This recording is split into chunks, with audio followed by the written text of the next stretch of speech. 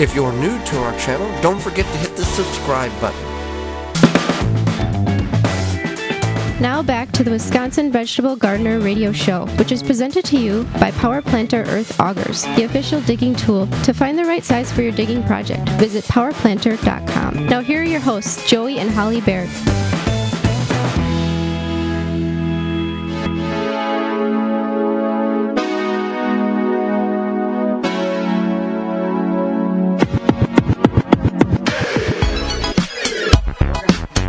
Welcome back to the Wisconsin Vegetable Gardener Radio Show. Thank you for hanging around through the break.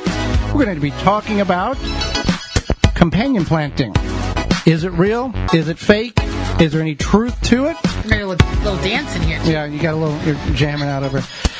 So let's go over what because people think companion planting is great. You see these charts online, and there's 47 charts and 38 different combinations.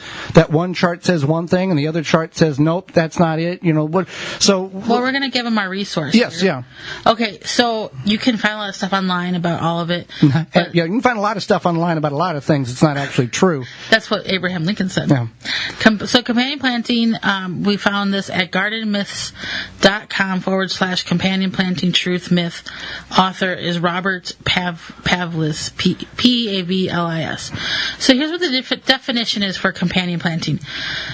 Okay, companion planting in gardening and agriculture is the planting of different crops in proximity for any number of different reasons, including pest control, pollination, providing habitat for beneficial insects, maximizing use of space to otherwise increase crop productivity. So I guess here's the thing, is that we actually gave a talk about busting garden myths, and we looked into companion planting. You could look at 45 different charts, and one chart's going to tell you to plant tomatoes next to basil. Another chart's going to tell you to plant tomatoes. Keep them apart. They don't like each other. Or peppers and blah, blah, blah, whatever. So there's no scientific evidence that anything works scientifically. Right. It's not.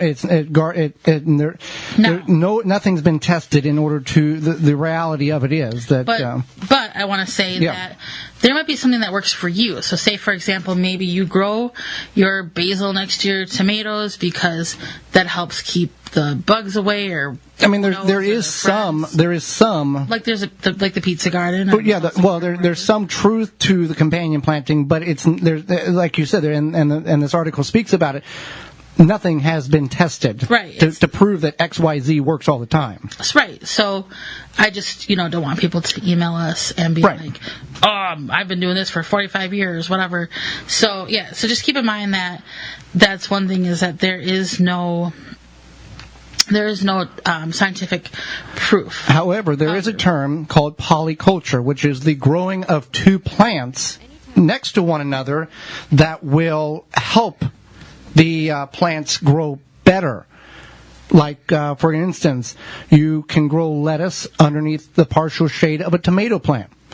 Lettuce is a cool season, short day plant, and you can grow it in that partial shade, which will allow that lettuce, tricking the lettuce to thinking the days are not as long and not as hot. Mm-hmm. So you're using two plants. You can grow basil around zucchini to morph or trick the squash bug and the squash vine borer with the aroma of the basil or other herbs, and it confuses them, and they go elsewhere because they can't find any squash plant to devastate with their eggs or the larvae that they burrow into the stem. Right. That is definitely a good point, and many examples. And the research, there's no. I guess there's no reason for scientists, horticulturists, botanists to do this research because the money is tight. Maybe they just don't feel the need to because there's different climates. There's just all over the United States there's different climates. And there's no different and nobody's good bugs, bad bugs. Yeah, so there's just too many variables. Now maybe if you found some sort of article or proof for your area, that would be different. Well, like a local university extension, Maryland or Iowa or, Illinois in your region. Obviously, if you're looking for information, you want to go to that source. If you're in Tampa, Florida, you don't want to look for resources in Oregon or Washington State. Or Wisconsin. Right. Yeah. And you read the definition, but that's one definition. There is multiple definitions, so we can't even agree on what a definition of this companion planting is. So that puts up the first problem. If we can't agree on a definition, how can we agree on the terms and the conditions in which the method is practiced in order to get the results? Now, many people will fall to the discussion of Native Americans, the Three Sister Garden. So that's technically not companion planting. That is basically not intensive planting. What's the word I'm looking for? It's like friendly planting. Well, it's a form of polyculture, but there's 3 items involved in here instead of 2. They're using the corn to grow the bean up it, and they're using the vegetation of the squash plant to be the ground cover. Now, many of you have heard that, you plant the corn and you plant the bean next to the corn, and the bean emits nitrogen from the roots, which feed the corn. That's a garden myth. That's not true. Right. So there was a study, there's been many studies done that, what are those nodules called? On the root nodules. Yeah, root nodules. That those are, like, if you look at the roots of a bean plant, any sort of legume plant, like beans, peas, what have you. Clover. That those nodules are going to release nitrogen into the soil. This is not true. There's no scientific evidence this has occurred, that it happens. There is nitrogen in those. There's nitrogen in because those, they're pulling the nitrogen from the atmosphere. But the nitrogen does not travel Correct. from the root nodule to the corn roots. Across the soil. To fertilize the corn. So if you have low nitrogen in your soil, you want to grow corn, you're going to have to add some nitrogen. And we found that out many years ago. Yeah, we grew some beautiful corn, but we sure pumped, a good heaping of nitrogen into our soil. Yeah, so, that's one of the forms of companion planting. And you can see the charts. Tomatoes grow next to this, don't grow next to that. So there's a lot of myths and misconceptions about the term of companion planting. Now, there are some good plants, like we talked about with the zucchini and the basil and the tomatoes and the lettuce, that you plant one plant next to the other plant because it repels or draws in beneficial insects or repels bad insects. So just do not rely on the charts or any charts that you see on that.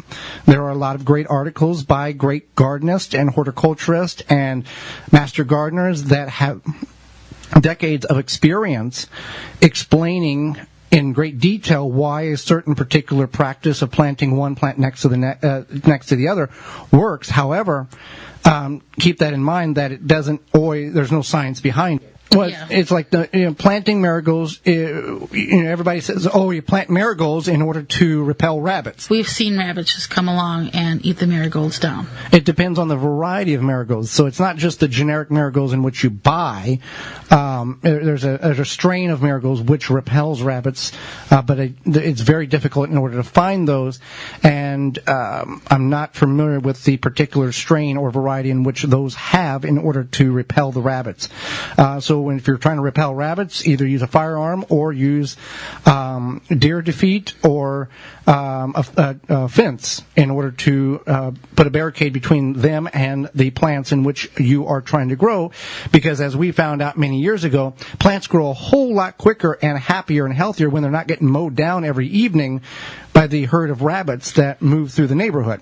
Right, for sure. Basically, there's tons of books out there, there's tons of charts, there's all sorts of stuff that you can find anywhere from the internet to your library to the bookstore to a magazine, whatever. And there's no true scientific proof to any of this. I like this line here from this article. Most suggestions have no scientific basis.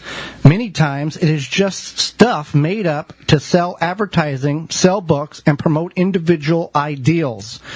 And that can be true for a lot of things, not just companion planting in our lives, but whenever it comes to that. So companion planting, there are some benefits, yes. Is there science? No. And we've said that multiple times, but we want to make sure that you fully understand that just because you're looking at a chart from xyz.com, we grow a garden, whatever, doesn't mean that there's any proof to it. For more information, please visit thewisconsinvegetablegardener.com.